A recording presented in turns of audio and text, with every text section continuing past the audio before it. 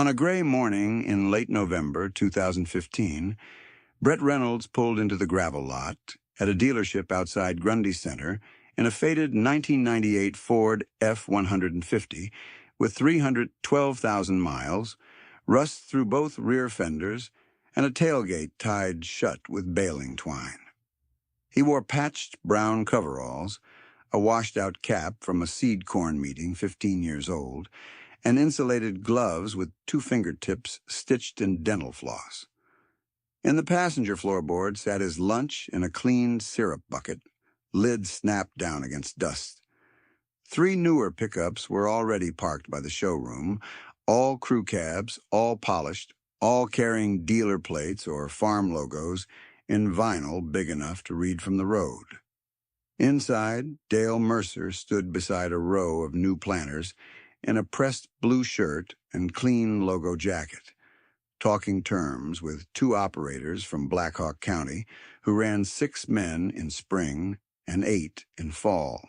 Their machinery line was lined up like an advertisement, and their debt schedule was spoken about the way men once spoke about weather, a fact of life.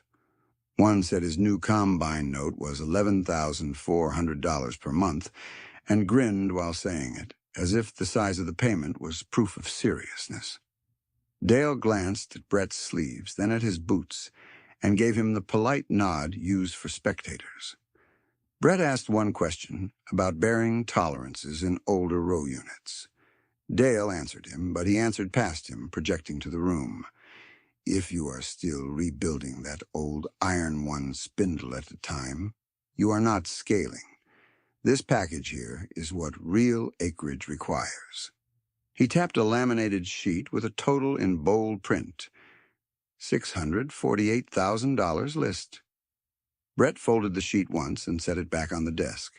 He did not argue. He did not defend himself. He thanked Dale and walked out, carrying a $5 coffee in one hand and a manila envelope of soil test reports in the other. The men by the display window watched him climb into that truck, with twine on the tailgate, and drive away toward Marshall County. What they did not see, and what very few people in those years understood, was that Brett's books showed 0 term debt, annual living costs of $28,460, and a cash reserve that never dropped below 1 full year of inputs. On paper, he was dull by design. He had started that design 20 years earlier, with less drama than people later expected. Brett was born in 1974 outside Conrad, Iowa, the second of 3 children in a family that farmed, rented ground, and owned little machinery outright. His father was not reckless, and that distinction matters. He was ordinary for his time. He financed to keep up, rolled short notes into longer notes when rates moved against him, and trusted that one good crop would catch him up. In 1985, when Brett was 11, he stood beside a woven wire fence and watched an auctioneer sell his father's best tractor, then his planter, then a disc that had been welded 3 times and still did clean work in black soil. There was no shouting, no public humiliation, only arithmetic. The note had floated upward. The harvest had come down. The margin disappeared. That memory did not make Brett bitter. It made him literal. Numbers were not opinions. If a line item could sink a man once, it could sink him again. By 17, Brett kept a spiral notebook with 4 columns: income, operating cost, living cost, retained cash. No speeches, no theories, just entries. After high school, he worked 12 years between a local co-op and seasonal custom hauling, saving from wages that started at $8.10 per hour and reached $14.75 before overtime. He lived in a 1-bedroom apartment in Marshalltown at $420 monthly rent for 7 years, then moved into his grandmother's vacant house after paying his siblings $18,000 for their shares of the estate. He drove used vehicles only, never carrying an auto note. In 1998, he bought the Ford for $6,900 with 118,000 miles. By 2015, that same truck looked like a cautionary tale and ran like a metronome. His first rented acreage came in 2001, 72 acres near Liscombe at $118 per acre, cash rent, total $8,496. He had $41,300 saved and spent $12,700 on an estate auction machinery package that included a 1969 John Deere 4020 with tired paint, a 6-row planter with play and 3-row units, and a gravity wagon that leaked around 2 wells. Repairs that first winter cost $2,940 in parts and 143 hours of his labor. He paid all of it in cash. He ended the year with 147 bushels per acre corn on 48 acres, 44 bushels soybeans on 24 acres, gross receipts of $34,182, total costs of $27,906, and retained earnings of $6,276. Then came the ledger years that built his operating spine. 2002. Added 38 acres at $124 per acre. Gross $52,910. Retained $9,480. 2003. Bought a used field cultivator for $1,150 cash. No machinery note. Retained $11,204. 2004. Cash rent climbed to $131 on all ground. Cut personal spending to $24,990. Retained $13,870. 2005. Rebuilt planter, transmission for $480 in parts instead of replacing units at $6,700. Retained $15,302. 2006. Leased another 64 acres near Dyke at $146. Gross crossed $100,000 for first time. Retained $19,116. 2007. Commodity bump year. Did not buy new paint. Bought Treasury bills at 4.7% with surplus. Retained $42,780. 2008. Diesel spike. Fuel line item rose 31%. Still no operating line draw. Retained $27,441. 2009. Added grain bin share through landlord arrangement, $19,500 cash contribution. Storage savings improved basis by 18 cents per bushel average. By 2010, Brett was farming 312 acres, rented across 3 counties, each patch awkwardly shaped, each requiring road time, each loading and unloading cycle done by one person. He built his system around constraints rather than complaining about them. He planted by sequence, not by convenience. He mapped every field by drainage profile and order of dry down. He carried duplicate wear parts in labeled bins in the truck bed, chains, bearings, hoses, sprockets, shear bolts, and one old cigar tin full of cotter pins sorted by size.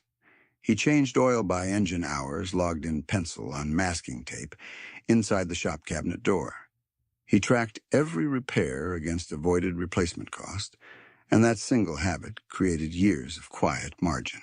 He closed the shop cabinet, carried the notebook to the kitchen table, and traced how each avoided payment compounded into flexibility.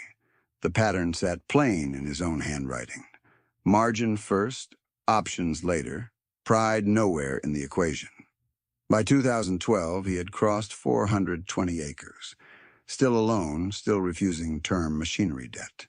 Neighbors called him stubborn.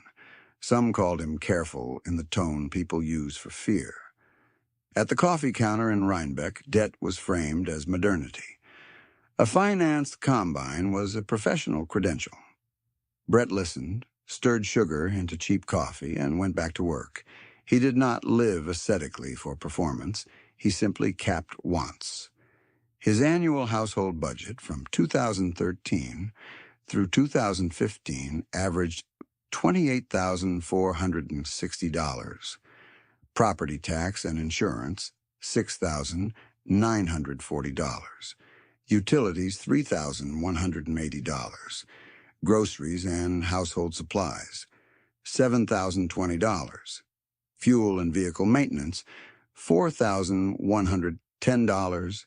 Health insurance and medical out-of-pocket, $5,460. Clothing and miscellaneous, $1,750. No vacation debt? No consumer payments? House improvements were funded from surplus in years with strong basis opportunities. Never financed. Early discipline looked mundane from the road. It looked like a man under a machine with a trouble light at 10:40 at night while others hired dealership service trucks. It looked like spreading fixed cost over more acres without adding payroll.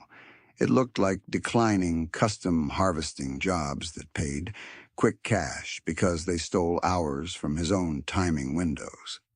It looked like saying no when yes would have looked more successful. In spring 2014, he faced a choice that previewed the years ahead.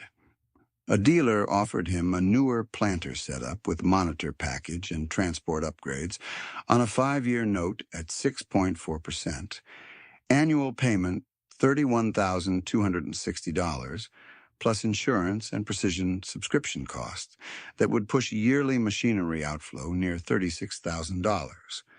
Brett ran his own comparison. Keep existing frame, replace meters, openers, and bearings for $8,740. Parts, plus his labor. He chose parts. Emergence was uniform enough to maintain yield targets, and he kept $27,000 of liquidity available for rent increases and input volatility. In 2015, with 518 acres under management, he added discipline, where most operators added debt. He pre-booked fertilizer when terms were favorable, splitting delivery to match storage and cash flow. He negotiated seed discounts by paying early from retained earnings. He kept one full crop year of projected inputs in reserve, updated monthly. That reserve target for 2015 was $214,000. His low point that year was $226,300 after rent and prepay. The buffer held. Yet the external pressure tightened anyway. 2 landlords were aging out. One family hinted they wanted market rent benchmarks from larger operators, numbers closer to $340 per acre than the $265 some tracts still carried. Brett knew the timing math. If he chased every available acre, one-man capacity could fracture at planting and harvest. If he stood still, he could lose scale to bidders with leveraged machinery lines and aggressive rent offers. He was not afraid of hard work. He was wary of hidden, fixed obligations that removed choice. That winter, he sharpened openers in a cold shop outside Conrad, logged parts on a yellow legal pad, and recalculated break-even scenarios across corn at $3.70, $4.20, and $4.90 per bushel. He updated his cash flow sheet 3 times in 10 days. Then January arrived with 2 documents that would test every rule he had built: a sealed bid notice on 220 acres and a formalized financing offer with updated terms that promised speed at the cost of sleep. He set both papers flat under the kitchen light, one from the estate attorney and one from Dale Mercer, and read them twice without moving his coffee.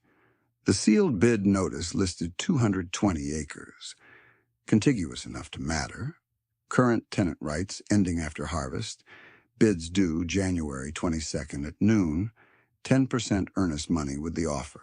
Dale's sheet looked cleaner and louder. Machinery package, total $648,000. Fixed for 24 months, then variable. Initial 7.2% over 7 years. Projected annual payment $120,984 before fuel, repairs, insurance, labor, and depreciation. The page included glossy photos of equipment he had never asked to price. By the next Thursday, the courthouse hallway in Blackhawk County had become its own theater. Men stood in insulated vests and clean caps, comparing bid rumors and lender terms. Brett arrived in the same Ford with the tied tailgate and parked between a 1-ton dually and a nearly new sport utility vehicle with dealer tags. His right sleeve had a fresh patch over an older patch. He carried a manila folder, a legal pad, and a calculator with one corner taped. Dale found him before the doors opened. The dealer looked pressed and polished, hair-combed, boots still holding their factory edges. He held a clipboard loaded with amortization tables and spoke loud enough for 3 nearby bidders to hear. "You can bid the ground," Dale said, tapping the top sheet. "But you cannot cover 220 more acres alone with that museum fleet. This package gives you speed. 7 years, 7.2%, annual payment $120,984. You roll it into operating and keep moving." Brett took the sheet, scanned it once, and asked for the full payment schedule by year, with insurance assumptions included. Dale smiled without warmth. "If you are worried about line items at that level, you are proving my point." Brett folded the paper in half and put it behind the bid notice. "Line items are the point. Before we go any further, if you want to know exactly how that sentence paid for land while others lost it, follow along, because this was the moment the arithmetic split the room in two." Inside the hearing room, the estate attorney explained terms again, then fielded questions on possession dates and tile maps. Brett asked about fertility history, drainage assessments, and whether lime applications had been documented by field number. 2 men in the back exchanged a look that said he was being fussy because he was outmatched. He did not respond to the look. He wrote down 3 numbers in a narrow column. Rent equivalent at $340. Expected corn yield 186. Break even at conservative price deck. The bid packet stayed closed while he ran the machinery sheet against his own records from the last 5 years. He had tracked every repair on his existing line. Average annual repairs and parts, 2011 through 2015, $18,740.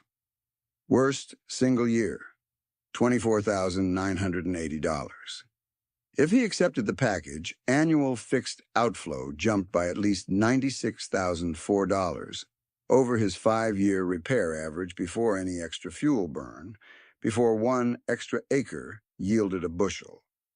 At 600 projected acres, that jump alone equaled $160 per acre of additional fixed pressure.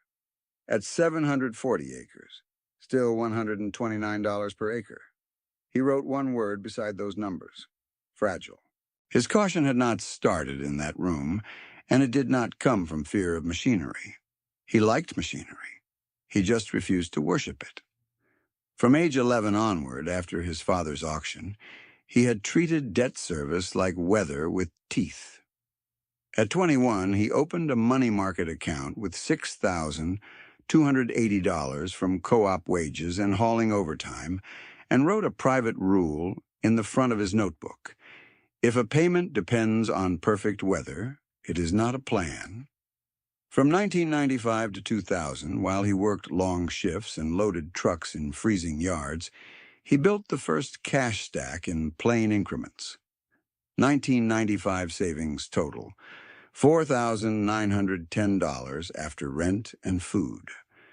1996, $7,360. 1997, $9,840.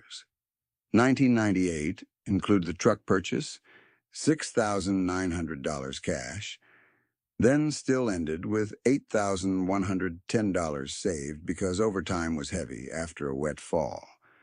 1999, $10,420. 2000, $12,660. By the time he signed his first farm lease in 2001, the account held $41,300, and none of it was borrowed. That discipline looks small in real time and decisive in retrospect. When his peers financed used combines at 6.9% and then refinanced at 8.1% after 2 rough years, he bought timing instead. He bought bearings, chain, hydraulic hose, opener blades, meter brushes, and tire patches. He learned which salvage yards in Marshall County kept older International Harvester parts tagged by shelf. He learned that a Saturday spent pressing in bushings could remove a monthly payment for 7 years. He learned to ignore laughter from people who did not read his books. In 2007, with commodity prices giving many operators confidence and lenders offering easy machinery terms, Brett put $42,780 of retained earnings into staggered treasury bills at 4.7% and 4.9%, rather than upgrade tractors. That choice looked old-fashioned for exactly 12 months, then looked prudent for a decade. In 2008, fuel rose hard, fertilizer followed, and he had interest income offsetting part of the spike, while others were layering debt over volatility. In 2009, he joined a landlord-funded grain bin arrangement with a $19,500 cash contribution, improving basis by 18 cents per bushel average. On 52,000 bushels marketed, that basis gain alone added $9,360 gross margin without one new payment. By the second week of February 2016, his legal pad held 3 scenarios for the 220 acres, and none of them included Dale's package. Scenario 1, no expansion. Preserve reserve target at $230,000 and protect timing. Scenario 2, partial expansion, if 1 quarter open nearby, add up to 80 acres, no labor added, maintain reserve equal to 12 months of projected inputs. Scenario 3, full 220 acres only if rent and ownership path aligned with cash flow under $3.70 corn and $9.20 beans. In each scenario, he ran rates 2 points higher than current offers because he remembered what rate shocks did to ordinary men. He turned the page and ran a direct comparison that would guide every choice over the next 5 years. New package financed, $120,984 annual payment, plus estimated insurance and precision subscription, $11,600, plus added fuel, $6,400, total fixed and semi-fixed increase, $138,984. Keep existing fleet and intensify maintenance. Projected repairs $26,000 in a heavy year, parts inventory build $4,500, contingency $5,000, total $35,500. Difference, $103,484 per year. Over 7 years, ignoring compounding, $724,388. With conservative 3.5% return on retained cash, the opportunity value crossed $800,000. That was his backstory in one line of arithmetic. He did not hate debt in theory. He hated the loss of options. The sealed bids were opened on a windy Friday. Brett lost 1 rented quarter to a higher leveraged operator willing to underwrite aggressive rent with machinery speed and borrowed confidence. He won only a smaller piece tied to an existing landlord relationship. People read the result as proof that caution had finally capped him. Dale repeated his argument in the parking lot to anyone listening. One-man farming had hit its ceiling, and real scale required real financing. Brett drove home in the Ford with the heater fan clicking at low speed and made his next move the same afternoon. He called 3 custom clients and released 2 jobs for the coming fall, reducing outside work that had brought quick cash but stole critical hours from his own windows. He ordered wear parts in bulk before spring markups, paid cash, and labeled each box by machine and likely failure point. He revised field sequence maps to reduce road moves by 27 miles per week during planting. He moved lunch and water caches to 2 remote fields so he would not deadhead back to the house midday. Small logistics, real money. Early discipline is rarely dramatic when it is happening. It looks like a man lying on concrete under a planter toolbar in March, replacing 4 row unit bearings at $62 each and seals at $14 each, total parts $304, while a financed replacement would have folded another 5-figure obligation into an already thin year. It looks like buying a used 1978 International Harvester 1486 in 2017 for $9,400 cash from an estate sale, then spending $1,860 on fluids, belts, and electrical cleanup to put it in dependable field condition instead of signing for a newer unit with annual payments larger than his grocery budget. It looked, too, like stubbornly ordinary living. His household budget stayed near the same ceiling he had set years before. Property tax and insurance near $7,000. Utilities around $3,200. Groceries and supplies roughly $7,200. Fuel and vehicle upkeep around $4,300 as the truck aged. Health insurance and medical out of pocket just above $5,700. Clothing and miscellaneous under $2,000. Total near $29,000. When crop years were strong, he did not inflate lifestyle. He raised reserves. By early April, the planter was staged, parts bins restocked, and a printed checklist hung by the shop door. Reserve first, timing second, ego never. Dale's financing sheet remained folded in the same manila folder, not as temptation, but as reference, a reminder of what fixed payments demand from uncertain weather. Brett did not win every acre he wanted that winter. He won something he valued more. He kept the ability to choose his next move when prices, rates, and rain turned against the county. Planting opened under a low ceiling of cloud and a forecast that changed every 6 hours, and Brett used the only advantage he trusted, preparation done before the weather made decisions for him. He carried forward 2016 with 506 acres after that lost quarter, split across Marshall County, Grundy County, and the Blackhawk Edge, and he tightened the operation like a mechanic tightening lash on an old engine. Each field had a start order. Each machine had a failure kit. Each week had a cash threshold. If projected reserve dipped below 12 months of inputs, he cut optional spending to zero and delayed any non-essential upgrade. That rule looked rigid. It kept him solvent. By October 2017, his books showed the first full year after the bid shock had settled into a pattern. He bought the used 1978 International Harvester, 1486, for $9,400 cash, title clear, and spent $1,860 to make it field dependable, for an all-in cost of $11,260. A finance replacement in local ads would have required $78,000 down the road and annual payments near $14,200. $200 over 7 years. Brett wrote the comparison in one line.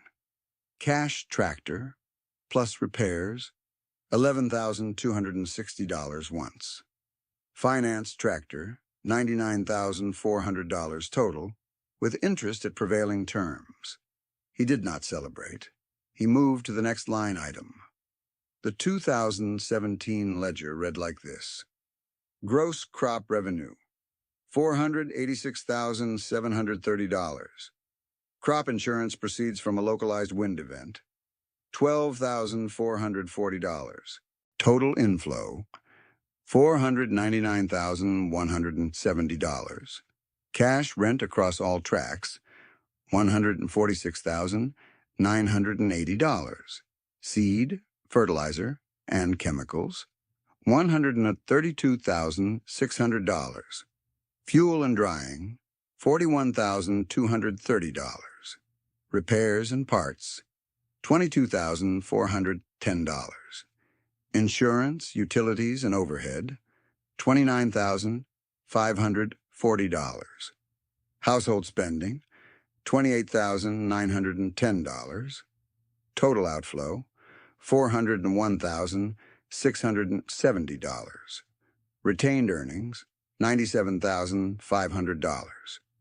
Of that, $40,000 moved into 6-month Treasury bills at 2.1%, $20,000 into a contingency savings tier, and the rest sat liquid for spring input risk. 3 days into May 2018, floodwater backed up low sections near 2 rented fields and delayed full planting progress by 19 days countywide. Brett could not control rain, so he controlled preventable losses. He switched hybrids on a late block to a shorter relative maturity, paid $780 more for the seed change, and preserved harvest moisture targets that reduced drying bills later. His annual repair bill that year was $6,180, exactly the figure he had budgeted, against worst-case wear after a wet spring. Dale's old machinery package would still have demanded $120,984 before that weather even dried out. Brett's note in the margin was clinical. Delay hurts everyone. Fixed payments hurt some twice. He framed the same question in his ledger notes. When weather stole 3 weeks, was it better to owe the bank first or pay his own parts shelf first? That question sat underneath every number Brett wrote from 2018 forward. By the second week of December 2018, he had closed the year at 522 acres, after giving up a marginal tract with poor drainage and high road time. Gross inflow came to $472,880. Total operating and household outflow was $389,940. Retained earnings ended at $82,940.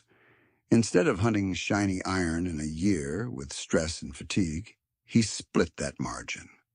$35,000 into short Treasury bills at 2.6%, $12,000 prepayment on spring fertilizer storage contracts, and $35,940 to reserve. He also wrote down avoided payment exposure again, because repetition protected him from drift. Avoided machinery payment estimate cumulative since 2016 decision, $362,952. Interest avoided on that payment stream at blended rates, approximately $71,000. Liquidity preserved. Strategic, not cosmetic. In March 2019, he signed an 80-acre lease at $290 per acre. Total annual rent, $23,200. Because the tract bordered existing ground and cut transport time by nearly 40 minutes per cycle during planting. He accepted higher rent only when logistics reduced other costs. That year gave him one of his cleanest operational outcomes. Corn averaged 176 bushels per acre on his planted corn acres. soybeans averaged 52, and basis gains from disciplined storage averaged 16 cents per bushel. Gross farm income reached $541,220.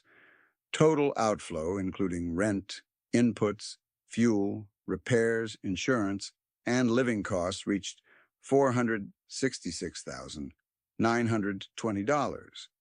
Retained earnings, $74,300, exactly as his conservative projection had hoped. He pushed $50,000 into Treasury ladders at yields between 1.9 and 2.3% and kept the rest as immediate working cash. The 2020 cycle tested timing and purchasing discipline more than yield potential. In January, while many operators delayed commitments waiting for a lower seed, quote, Brett prepaid core seed volumes and captured a 12% early pay discount worth $14,760 against his final purchase list. He negotiated split fertilizer deliveries to avoid emergency in-season buys and locked part of diesel needs before spring volatility.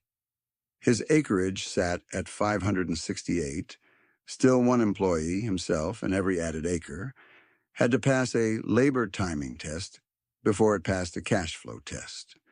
Gross inflow in 2020 landed at $529,640. Total outflow, $441,500. Retained earnings, $88,140. He carried zero term debt and zero operating line draw into winter. By late November 2021, grain prices and yield converged into a rare high-margin window. Brett marketed corn at an average of $6.12 per bushel, with 168 bushels per acre on corn ground, and soybeans at an average of $13.84, with 54 bushels per acre. Gross farm revenue reached $703,900. His costs were up sharply, especially fertilizer and fuel, but structure mattered. Total outflow reached $528,460, leaving $175,440 retained. He did not convert that year into a machinery spree. He bought $120,000 in staggered treasury bills and left the rest liquid, then updated his reserve worksheet. 12-month projected inputs for the next cycle, $318,000. Available liquid and near-liquid cash after allocations, $612,400. Coverage ratio, 1.93 years. This was the same period when coffee shop talk kept confusing appearance with fragility. Brett still arrived in the 1998 Ford. Mileage now beyond 330,000. Rust spreading along the rocker panels. Tailgate still held by twine and habit. He still wore patched coveralls and brought lunch in that old bucket. Meanwhile, several neighbors with newer fleets looked stable from the highway and were carrying non-trivial payment stacks that required high prices to stay comfortable. The arithmetic divide widened quietly. Tom Alvarez was one of the first to feel the squeeze hard. Tom was respected, careful with agronomy, and known for helping neighbors finish harvest when weather compressed the window. In 2014 through 2018, he expanded aggressively from 420 acres to 760, financing land improvements, a newer combine, and grain handling upgrades. By 2021, his total debt load was about $1.9 million across term notes and operating balances. His plan was rational at 4.1% variable rates and moderate input costs. Then rates moved, inputs jumped, and 2 average yield years arrived back to back. His annual debt service climbed above $226,000, and working capital thinned. Nobody mocked him because everybody understood how close the margins had become. Nina Patel faced a different trap with the same underlying pressure. She had built a mixed operation with row crops and a cow-calf herd, financed a newer combine to reduce harvest bottlenecks, and expected custom harvest income to support payments. When machinery values softened and refinancing tightened, she could not roll the note on terms that fit her cash flow. She liquidated her cow-calf herd at a 31% loss relative to book value to meet obligations and protect the rest of the farm. Her decision was disciplined under duress, not careless. It kept creditors current, but shrank her operating base at exactly the wrong time. Wade and Carla Jensen carried perhaps the most visible expansion in the area, a $2.4 million growth plan that included additional rented ground, 2 high-capacity grain systems, and newer tractors financed under optimistic projections from better years. They were hardworking and transparent about their numbers, and they did many things right operationally. The problem was sequence. Input inflation hit before projected efficiencies fully materialized, and variable rates reset upward faster than their contracts anticipated. Missing 3 payments did not mean they were irresponsible. It meant the trade-offs turned against them all at once. They entered Chapter 12 to keep options alive. Eli Boone tried to bridge one difficult season by rolling operating debt into term debt, then rolling again when basis and yields underperformed expectations. The first refinance looked manageable. The second carried rates he could not service without selling core assets. He held on through one more harvest, then sold out to close obligations before the balance sheet deteriorated further. Eli was not reckless. He was outpaced by compounding financing cost in a narrow-margin environment. By early June 2021, the crisis was no longer abstract debate about philosophy. It was fertilizer invoices jumping from $412 to $781 per ton, diesel briefly above $5 per gallon, and lenders repricing variable notes from 4.1% toward 8.6% over roughly 18 months. For financed operators, every acre now had to carry not only agronomic uncertainty and market risk, but a steeper interest burden layered on top.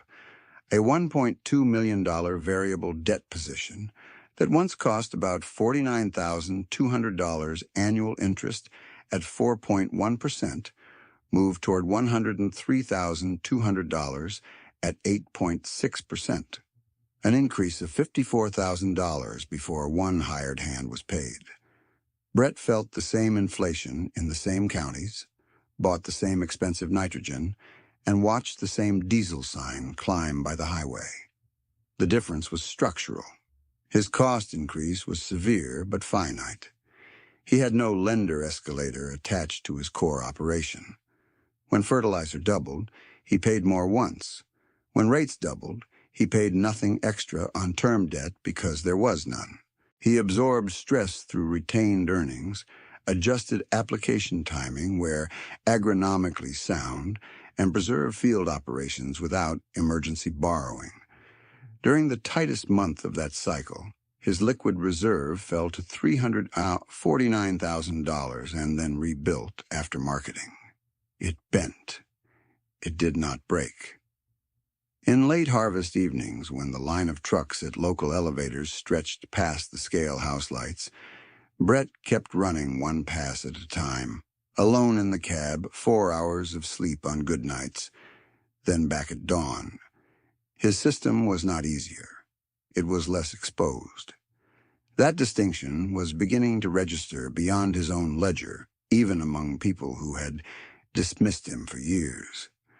The county had entered a period where image offered no cushion and arithmetic became public truth. The 2021 books closed, winter settlements cleared, and Brett Reynolds spent January moving cash between maturing treasury ladders and operating tiers while sale notices started to circulate for spring. He marked one listing in Blackhawk County, pulled tile maps, penciled haul time reductions in the ledger margin, and prepared certified funds pathways before the date was even posted. By the third week of February 2022, that public truth had an address, the Blackhawk County foreclosure sale barn, with folding chairs, weak coffee, and a bidder list thick enough to make men stand along the back wall. Brett Reynolds arrived in the same faded 1998 Ford, now at 338,000 miles, with rust widened along both rear fenders and the tailgate still tied shut with baling twine. He wore patched coveralls and carried a plain envelope. Dale Mercer arrived 10 minutes later in a new 3/4-ton pickup with dealership plates and a folder full of financing sheets clipped in color tabs.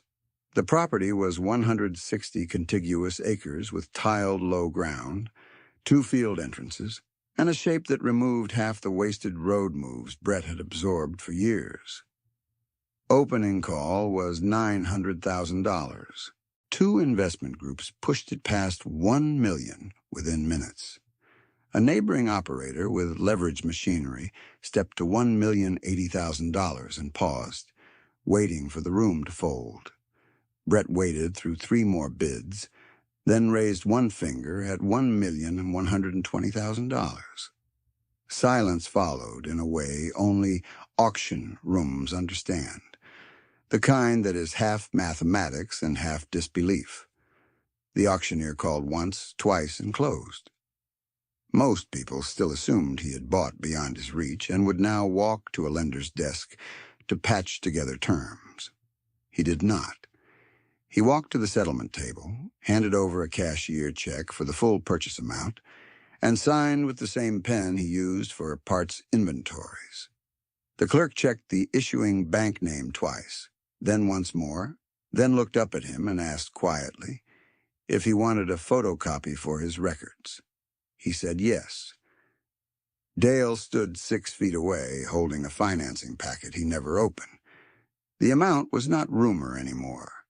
It was paper. It was cleared funds. One landlord from Grundy County, who had quietly worried Brett was stretching too far, asked him in the parking lot whether he had emptied everything to make the purchase. Brett gave the same short answer he gave when he meant to be clear and done. No. Reserve is intact. That night, his liquidity sheet showed $553,800 still available across cash and near-cash accounts after closing costs. He had bought 160 acres and still held more than 12 months of projected inputs. He sat at his kitchen table after dark, legal pad under the lamp, and wrote 3 rules in block letters. No borrowing for ego. No expansion without 1 full year of inputs in reserve. 10% of annual net farm income set aside to keep younger operators out of predatory financing. He dated the page, signed his initials, and slid it into the front cover of the ledger.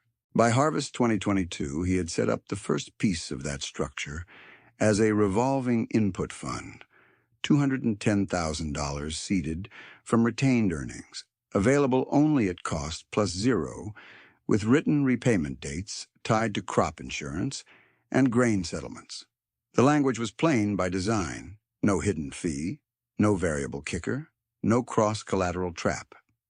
If a recipient missed a date, access paused until current. Help, not rescue theater.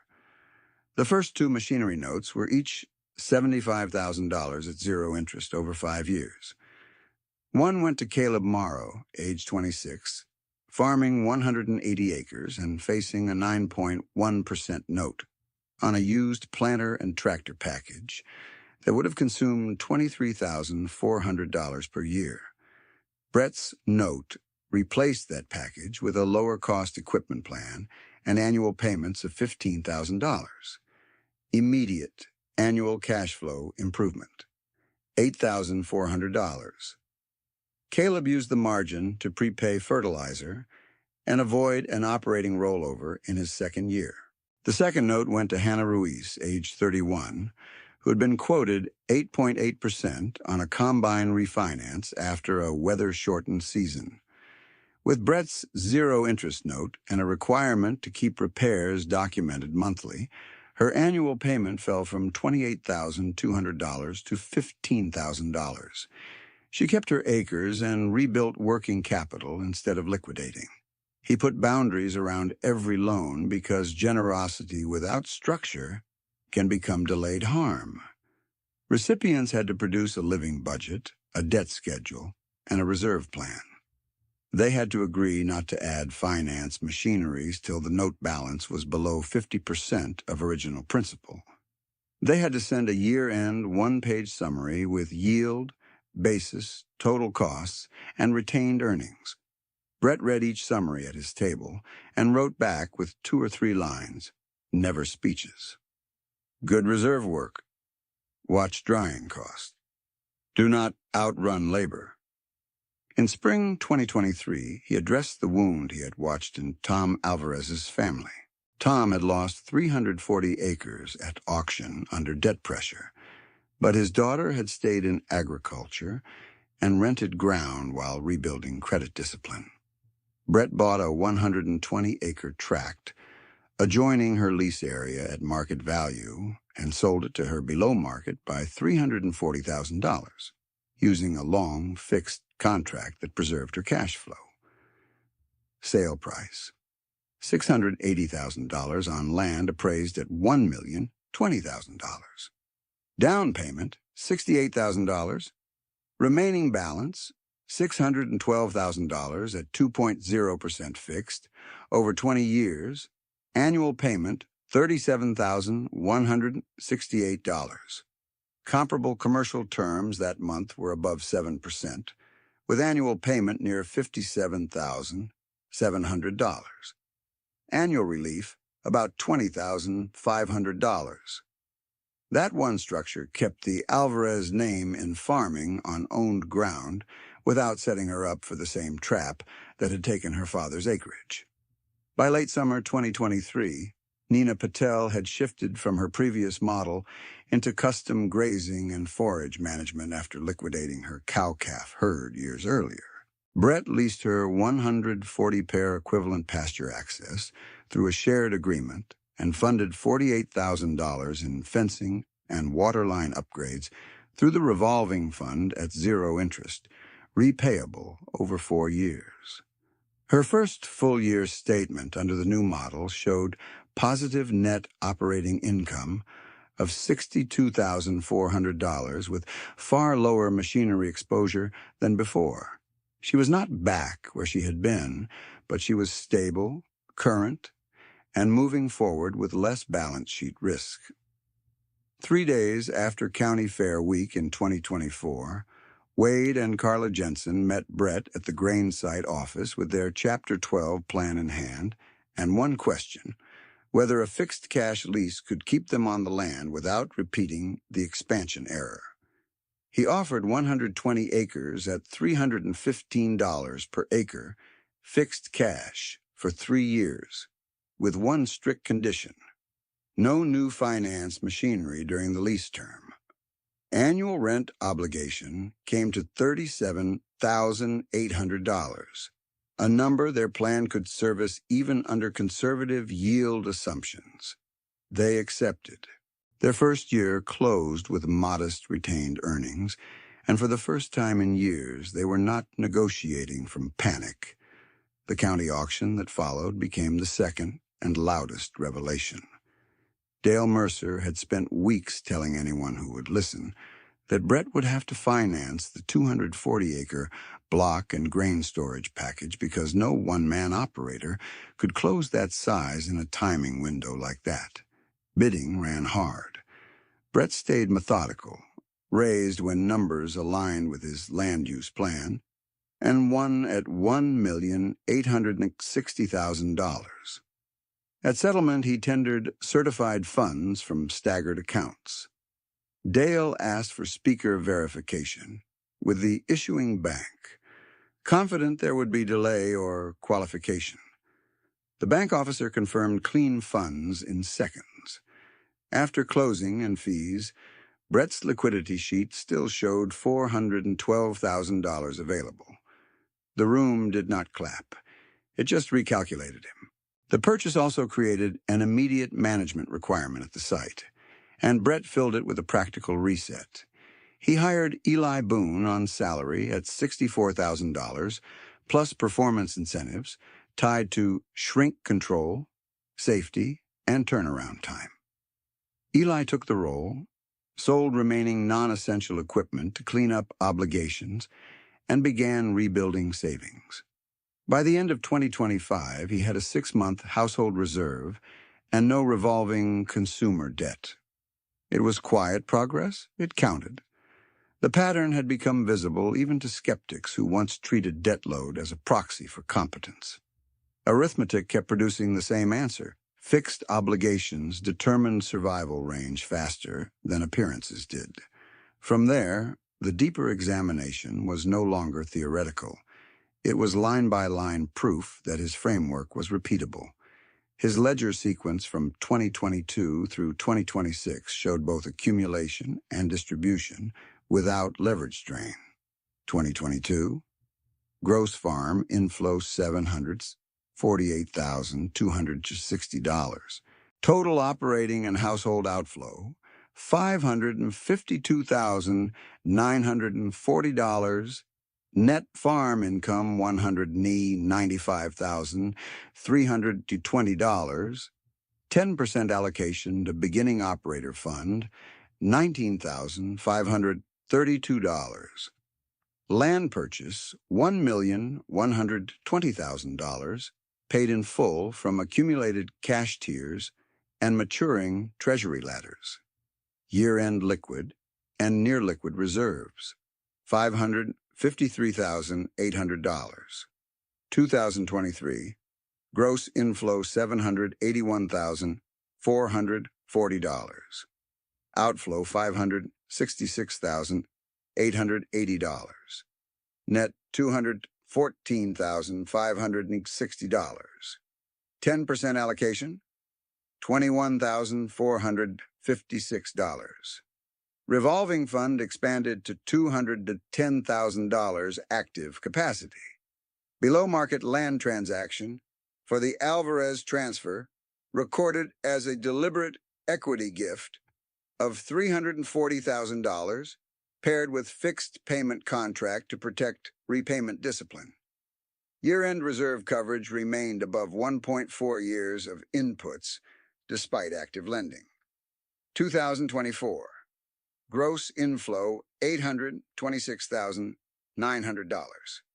Outflow $603,500. Net $223,400. 10% allocation $22,340. County package acquisition at $1,860,000 with certified funds. Post-purchase liquidity $412,000. No long-term debt added. Operating line unused. 2025. Gross inflow $804,300. Outflow $585,760. Net $218,540. 10% allocation $21,854. Active notes performing. Caleb and Hannah current, Nina current, Alvarez contract current, Jensen lease current.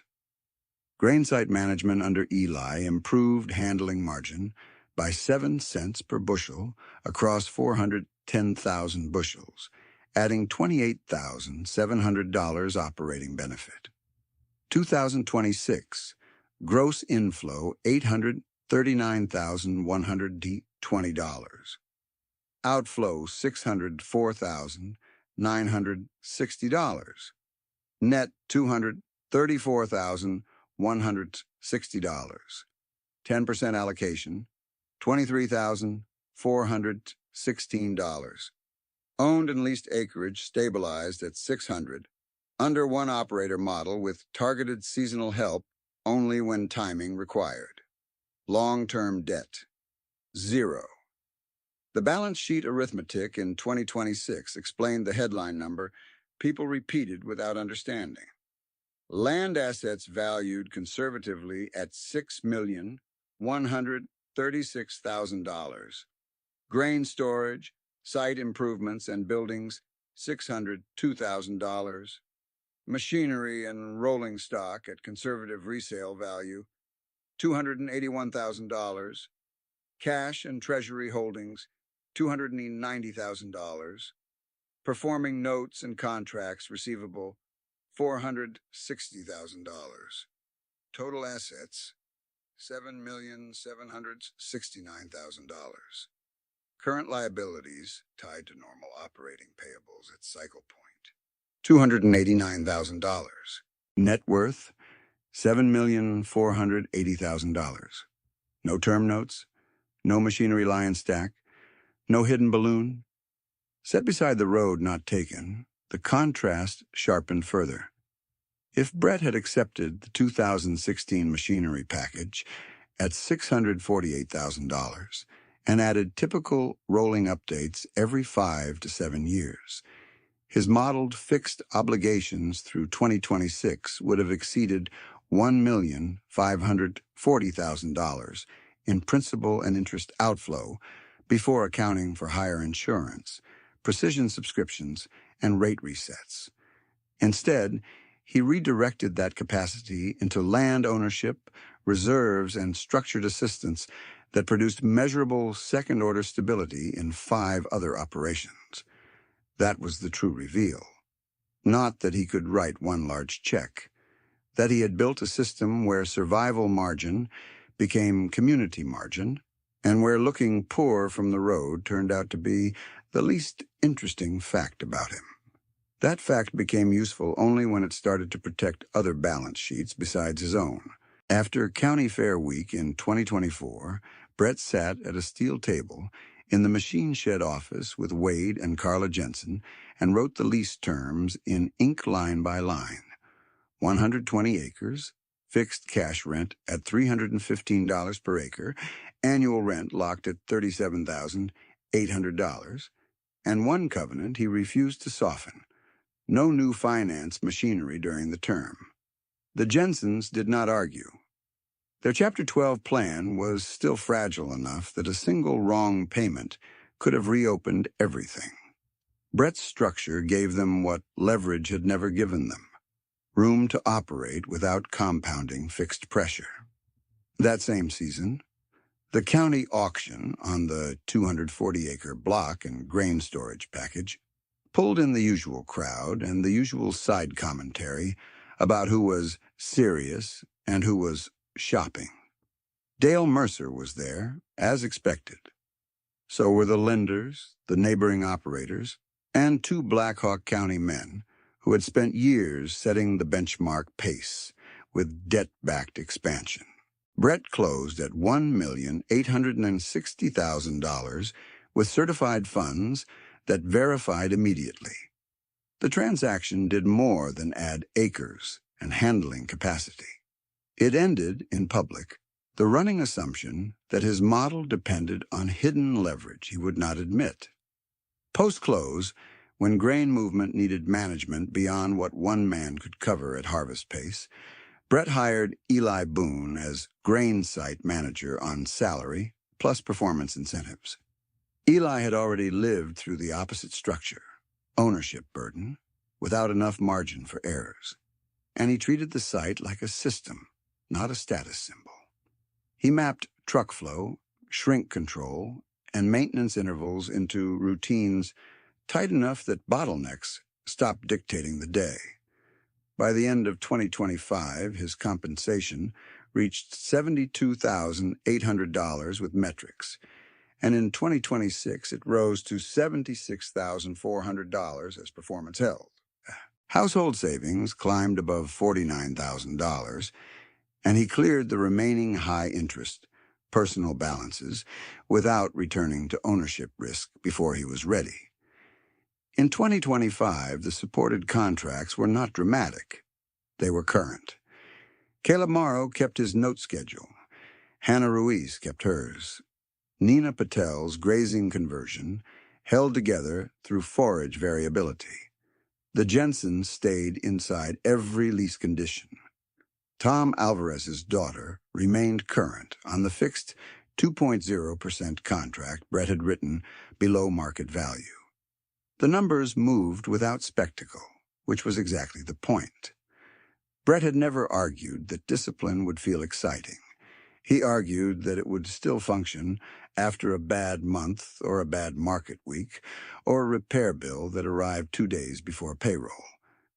By March 2026, Caleb Morrow had made 48 straight monthly entries in the notebook Brett required for every zero-interest machinery note, acres farmed, repairs completed, cash on hand, and next payment date.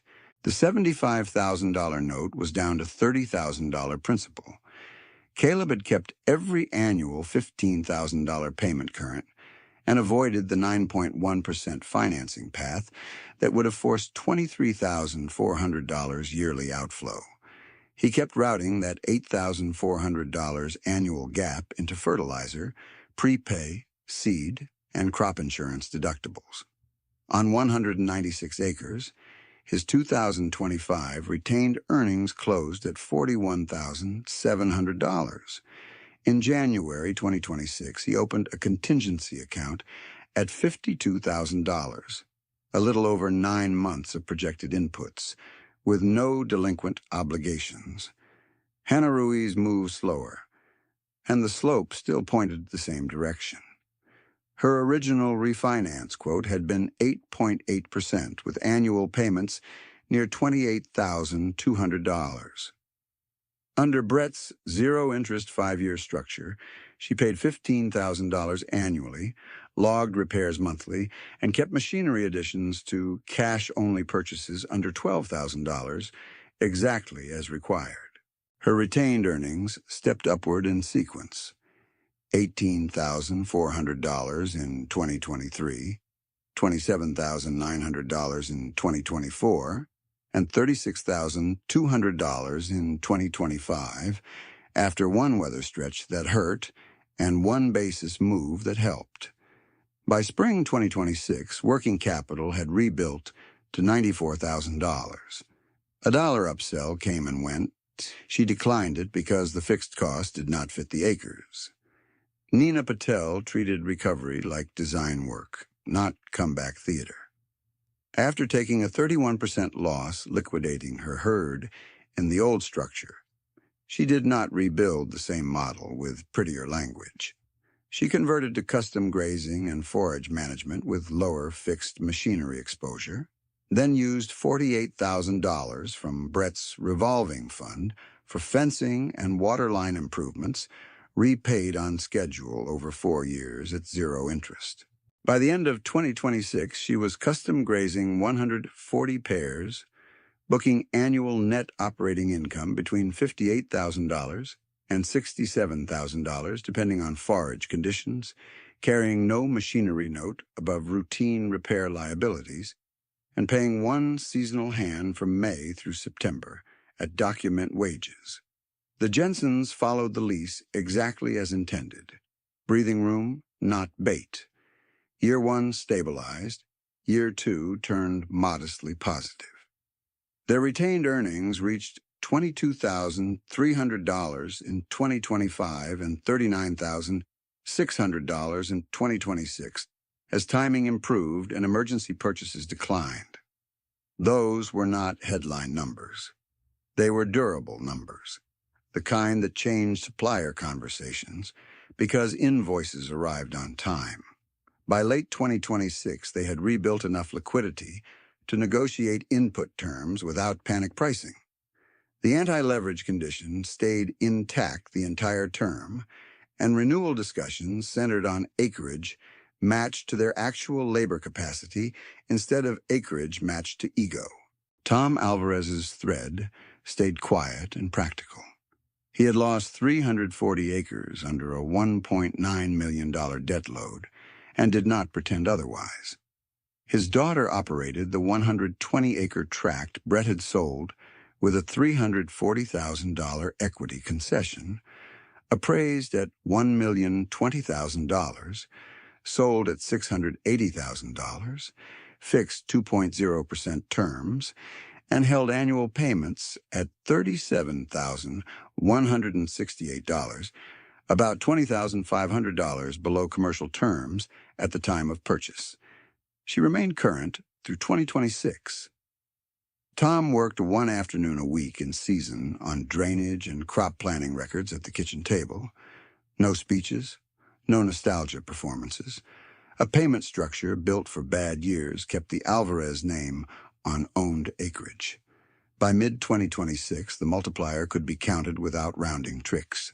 Brett's direct support consisted of two $75,000 zero-interest machinery notes, the $210,000 revolving input fund, seeded at cost plus zero, Nina's $48,000 infrastructure financing, the $340,000 transferred equity in the Alvarez sales structure, and the fixed cash lease design that kept the Jensens operating. Total direct capital support and transferred equity value stood at $748,000. The downstream footprint was larger. 5 recipient operations controlled or productively managed, 756 acres with healthier payment structures, produced combined annual net operating income around $287,000 in 2026, and held aggregate productive assets valued near $4.2 million. Dale Mercer's own adjustment came later and looked less like apology than arithmetic.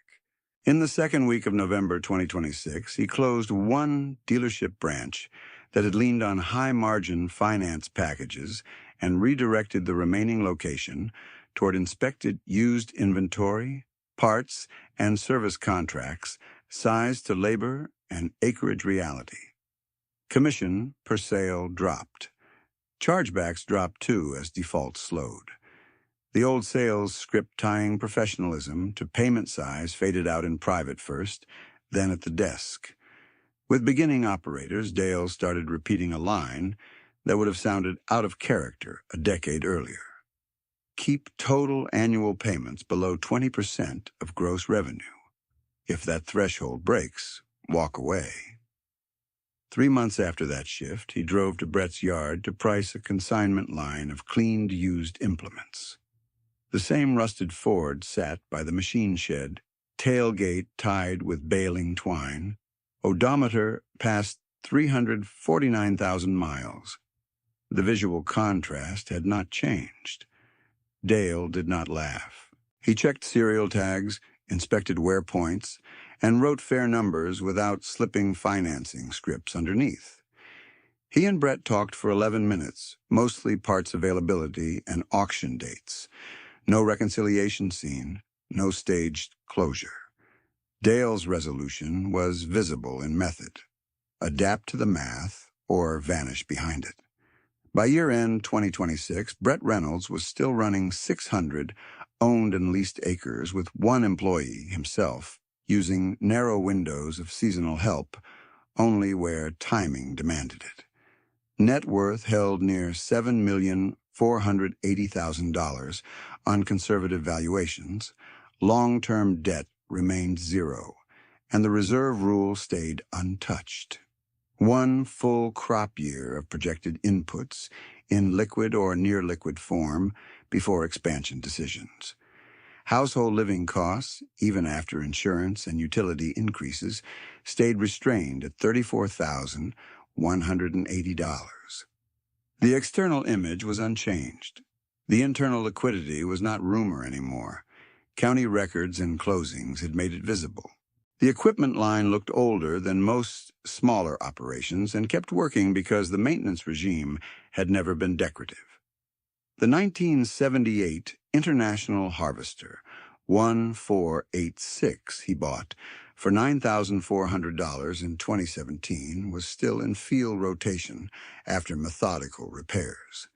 The planter he rebuilt in stages instead of replacing on note still matched the acres and timing windows it was assigned. The 1998 Ford still started on cold mornings with the same rough idle and tailgate twine, less as statement than habit. Brett's framework never depended on antique machinery's ideology. It depended on replacing fixed payments with planned upkeep, where the economics supported it. The paper trail that had once represented pressure was filed as operating memory.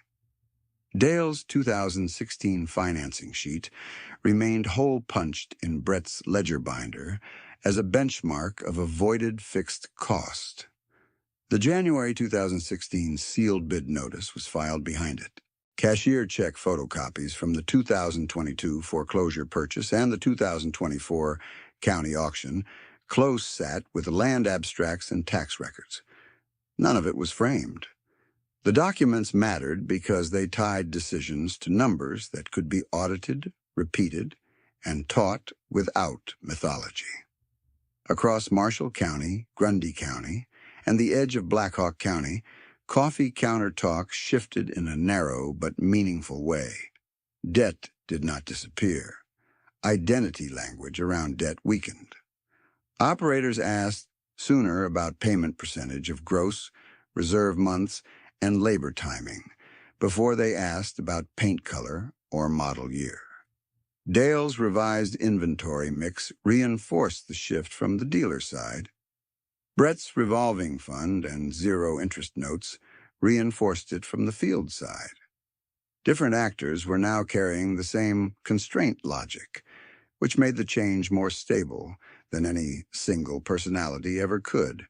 On a cold morning just before spring planning, Brett backed the Ford to the shop, set the parking brake, and carried a parts tote to the bench under the same yellow light, where he had written his 3 rules after the 2022 purchase night.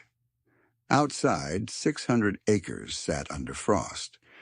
Inside, the ledger lay open to a clean page with the same 4 columns he had kept for years: income, operating cost, living cost, retained cash.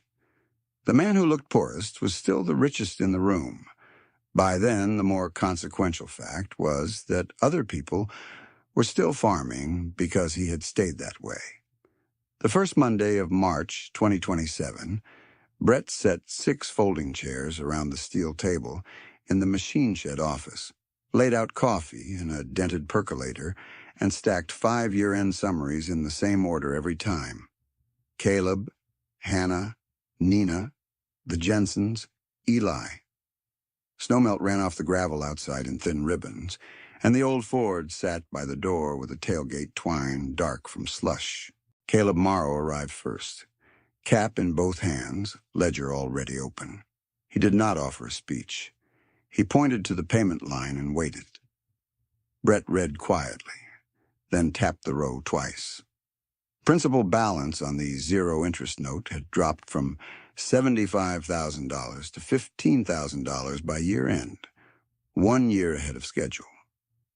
Gross revenue on 196 acres had closed at $312,400, total cost at $257,900, retained earnings at $54,500. Contingency reserve stood at $71,000, now above a full year of projected seed, fertilizer, and fuel for his current footprint. Brett pushed the notebook back and said, "Do not celebrate with new paint." Caleb nodded. "I already turned one down." Hannah Ruiz came in with grease on her cuffs and a repair folder clipped with color tabs the way Brett had asked in year 1. Her note balance sat at $30,000, exactly on plan, with no late entries. She had replaced 2 auger sections and 1 feeder house chain with cash, logged each part, and kept total machinery outflow below the cap they set when the note was written. Her operating margin was thinner than Caleb's because of storm damage in June, but still positive at $28,700 after family living costs. Working capital had climbed to $108,400. She looked at Brett, then at the table. "Dealer called twice. I said no both times." Brett gave one short answer. "Good." By the second week of April 2027, Nina Patel was standing at a fence line with Brett and a county conservation technician, boots sunk to the ankle, reviewing paddock rotation maps clipped to a clipboard in a clear plastic sleeve. The $48,000 water line and fencing upgrade had been repaid in full 2 months early, and she had requested no extension. Her custom grazing contracts now covered 160 pairs across staggered tracts, with drought contingency clauses written in plain language to protect both sides. Net operating income for 2026 had closed at $66,900, and her first quarter of 2027 was ahead of that pace. She was no longer trying to imitate a row crop debt model that had failed her. She had built a different machine entirely: lower fixed cost, tighter labor fit, better sleep. When Brett asked if she wanted to expand another 40 pairs, she shook her head. Not until water is overbuilt and cash is boring. He smiled once. That is the right answer. Wade and Carla Jensen came after supper with rent paid in full and a typed renewal proposal that was cautious enough to earn trust. They asked for the same 120 acres, same no-financed machinery covenant, and offered a modest rent step from $315 to $322 per acre, tied to grain price bands they could actually service.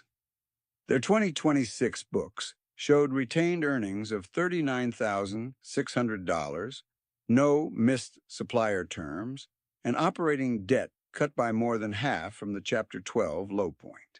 Carla slid a single sheet across the table, a line-item household budget with no vanity purchases, and a new emergency fund at $43,200. Brett read it, then looked up at both of them. You are farming inside your labor now. Wade exhaled like he had been holding that breath for 2 years. That is the first true thing we have heard in a while. Eli Boone's trajectory was the quietest and maybe the most instructive. At the grain site, he had treated shrink, turn time, and maintenance as moral obligations rather than technical chores. In 2026, he held average load turnaround under 12 minutes during peak windows, cut spoilage losses, and documented every fan motor service in a binder, thick enough to settle arguments before they started.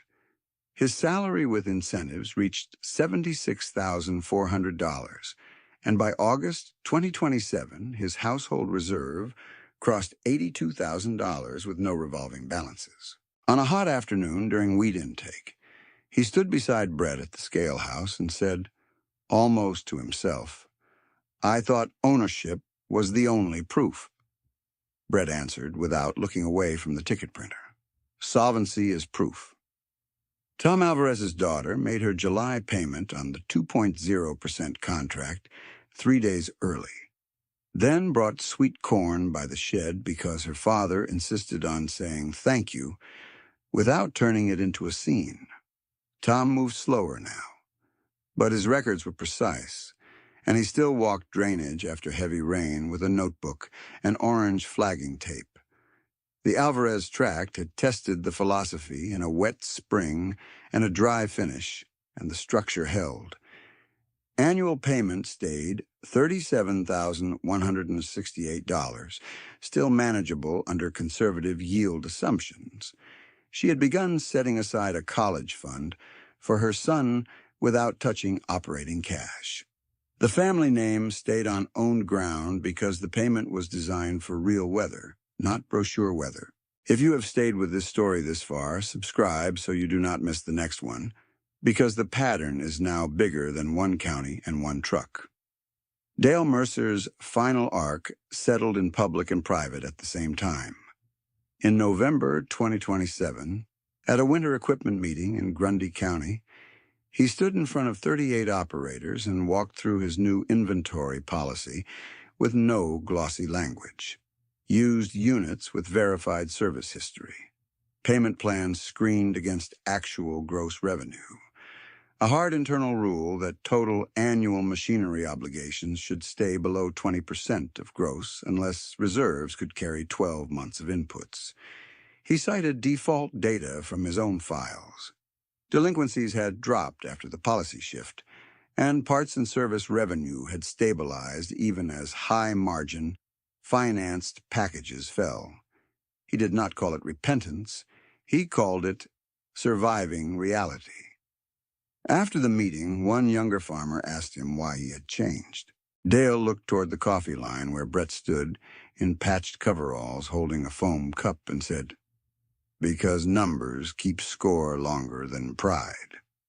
In early 2028, Dale closed the second underperforming branch, kept one location open, and restructured compensation away from pure financing volume. He stayed in business, leaner and less theatrical. He and Brett were not friends, not enemies, not symbols. They were two men in the same county who now described risk in similar language. If you are learning something from this, share it with one farmer who is about to sign a payment schedule they have not stress-tested. By harvest 2028, the roll call was plain and complete. Brett Reynolds still ran 600 acres owned and leased, still one full-time employee himself, with seasonal help only on narrow windows. Net worth moved with land values but remained in the same conservative range, and long-term debt was still zero. And the 1978 International Harvester 1486 remained in rotation. The planter line he rebuilt in stages kept planting on time. The 1998 Ford, past 360,000 miles now, still carried parts bins, cotter pin tin, and a lunch bucket that had once been syrup. The financing sheet from January 2016, the sealed bid notice, and the cashier check photocopies were no longer just mementos in a binder. They became teaching documents he used at 2 winter workshops for beginning operators, each page tied to a decision and an outcome. Caleb owned his note-free machinery by the end of 2028 and started contributing $5,000 yearly to the revolving fund so another beginner could borrow at zero. Hannah finished her final payment, declined a high-interest combine offer, and entered a 3-year cash lease on adjacent acres, only after her reserve hit 1 full input year.